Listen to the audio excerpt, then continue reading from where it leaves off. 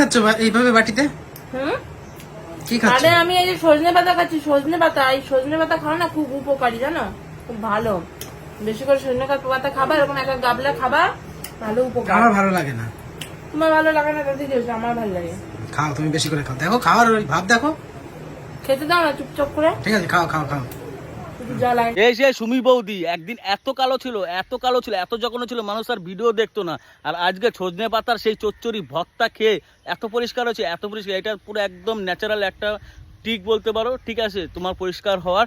আর আজকে দেখো সুমি বৌদি কোথায়, মানে একদম চাঁদের মতো আলো চকচক করছে সুমি বৌদির। এত কালো ছিল লোকে দেখতো না, আজকে সত্যি সুমি বৌদি তোমাকে স্যালুট, ঠিক আছে। এরকম এরকম ভিডিও বানিয়ে যাও সবার জন্য, সবাই যেন এরকম ভাইরাল হতে পারে, ঠিক আছে। মানে সত্যি মানে সুমি বৌদি আর কী বলবো, ঠিক আছে, মানে আর কিছু বলার নেই।